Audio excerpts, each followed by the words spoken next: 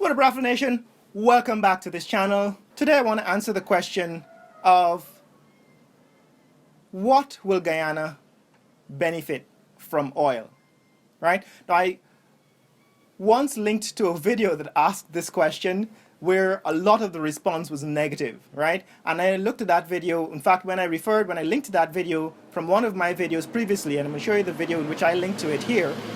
When I linked to that video, it had a couple of thousand views, and when I checked it about a month or two later, it had over 75,000 views, probably over 100,000 views now. And that's because people like to hear negativity. People just love to hear negative stories and all of the doom and gloom that will befall us now that we're an oil-producing country. Now, this is a positive channel. I like to show you the bright side. I like to tell you what the potential for success is. And so in this video, I'm going to tell you how Guyana will benefit from oil and what benefit Guyana will have from oil. And to do that, I'm going to examine two things. I'm going to examine the contracts with ExxonMobil and Tullow, and I'm going to talk about local content policy. In other words, the way that the government is setting this country up to benefit is by imposing some kind of requirement that Guyanese participate in the oil industry. That means that there's a local companies be involved in some percentage of the oil contracts or the subcontracts that are being issued to by the oil industry. So in this video, I'm going to talk about the oil contracts and local content policy. Stay tuned.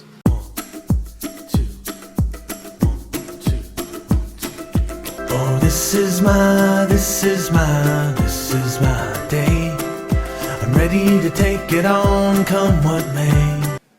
So recently, about a little more than a week ago, the British company Tullow and their partners Eco Atlantic, which is a Canadian company, and Qatar Oil, and a couple of other partners discovered or revealed that they had discovered a new reserve of oil to the tune of 100 million barrel equivalents.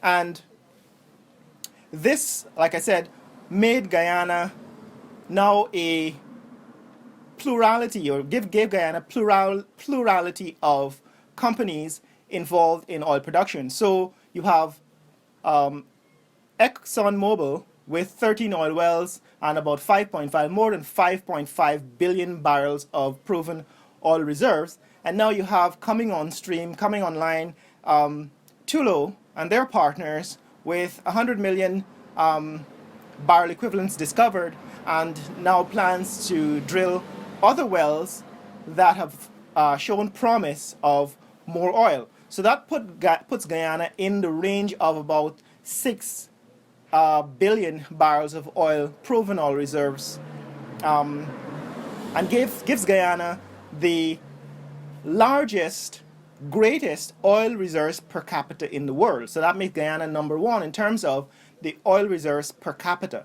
So this, of course, raises questions about the contracts. And like I said in previous videos, and I've shown in videos before, that most people have analyzed this negatively to say that Guyana will not benefit. You know, they can point to all of the things that can go wrong and will go wrong. There will be an oil spill, and you know the cost of cleaning up the oil spill will fall on the shoulders of Guyana, and we will lose all of our money in disaster. Or the contracts are so bad that Guyana is only getting 2% and Exxon will make all of the money. So I want to address again the point of the contracts.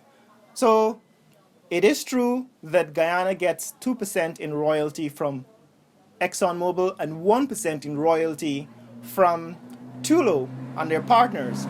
And a lot of people have used this to say that the oil contracts are bad and that Guyana is going to lose, and these contracts were poorly constructed, negotiated, and Guyana needs to go in and renegotiate these contracts. Now, all of that is nonsense, right? There's a lot of political agendas, and there is a desire to undermine the policies and the progress of the oil industry going forward by people who want to insert themselves in to take advantage of the situation.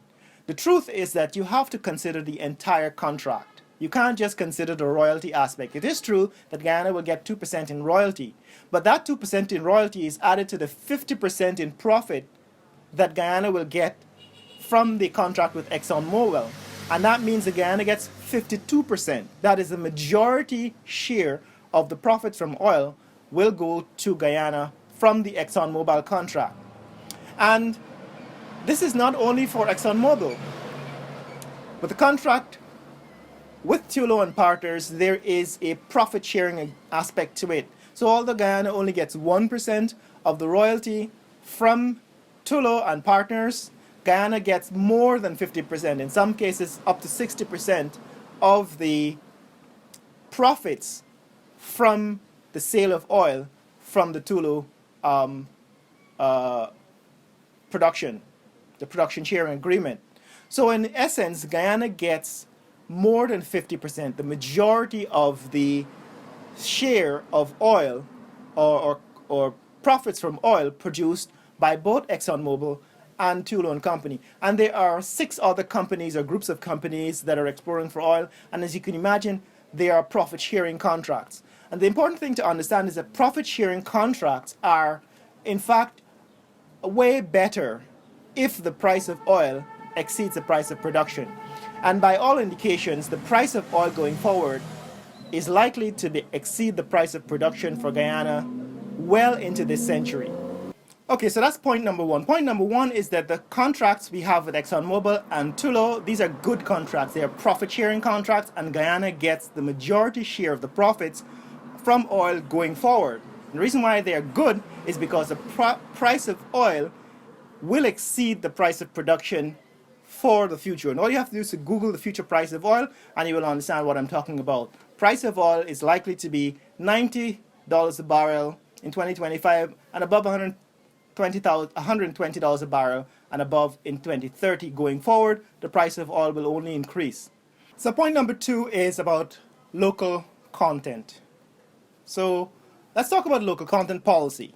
So as a way for Guyanese businesses and companies to benefit from the oil industry, the Guyana government is coming up with a policy for the inclusion of local content. So the inclusion of local content in the contracts that supply the oil industry. So local content policy is just a policy that says a certain percentage, maybe 20%, 30%, 40%, 50% of all of the contracts or subcontracts that are given in the oil industry, that are given by ExxonMobil or by Tullow and its partners, that these contracts have to include Guyanese. And it could be that some foreign company comes in and partners with a Guyanese company so that they have a 50% share in the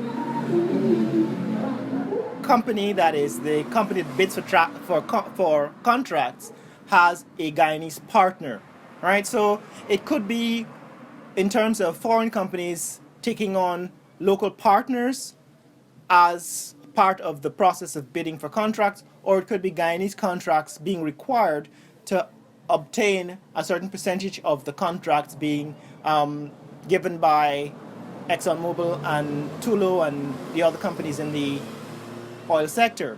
And this, of course, can be checked from time to time by simply looking at the number of contracts that are active and the number of those contracts that are given to Guyanese or that Guyanese companies are participating in. Right, so this is the idea behind local content policy. And Guyanese are complaining that most of the people who are benefiting from the contracts so far are foreign companies, that is, companies from oil-producing countries like Trinidad and Tobago, and countries like Ghana, and countries like the United States, the United Kingdom, and France, and so on, because those countries have companies that have been working in the oil sector for years, and Guyanese have not really been active, at least not locally, in the oil industry. And that is to be expected. And that is what local content policy is intended to address. However, our problem is not local content. Our problem is standards, international standards. And so the first thing that Guyanese have to address, or the challenge that Guyanese have to meet, is the challenge to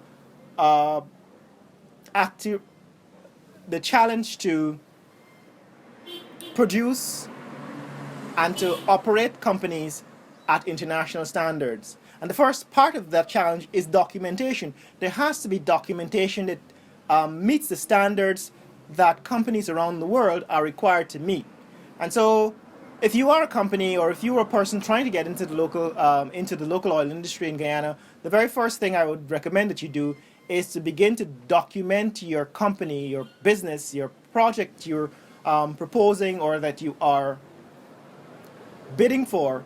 Make sure that your documentation meets international standards, right? So our problem is not that we don't have access to the contract, it's that we can't really compete because our companies do not meet international standards. And I'm going to address this again in future video. That is how we need to arrive, or we need to operate so that we can benefit from the oil industry. In other words, how we need to get our companies to international standards, what we need to do to get our companies to international standards so that we can benefit from the oil industry. And that includes things like customer service, the way we document things like our safety and our occupational safety and our hazards and our waste disposal. All of these things have to be documented and have to meet international standards. Okay, so there you have it, folks. As far as local content, Guyanese companies need to meet international standards even before we begin to bid for contracts in the oil industry. And as far as the contracts we have with ExxonMobil and with Tullow, these are good contracts because they are profit-sharing contracts, and because the price of oil going forward will guarantee that we see a profit from the industry, and we get 50% of the profit. As long as these companies do well, Guyana and Guyanese will do well. So there you have it, folks. If you want to see more content like this, click like and subscribe. In the comments below, tell me what you think about local content policy in Guyana, that is Guyanese participation in the oil industry as determined by a policy for the involvement of local industries to a certain percentage, and tell me what you think about the contracts, right? There's a lot of negativity about the 2% royalty and 1% royalty, but it's really the entire contract that has to be taken into account. The 50% profit share, the signing bonuses, and the royalty. And when you add all those up, it comes up to more than 50%. In other words, Guyana has a majority stake in all of these oil companies. Remember, if you want to see more content like this, click like and subscribe. Share this video with friends and family around the world, and let them see what's happening in Guyana. Later!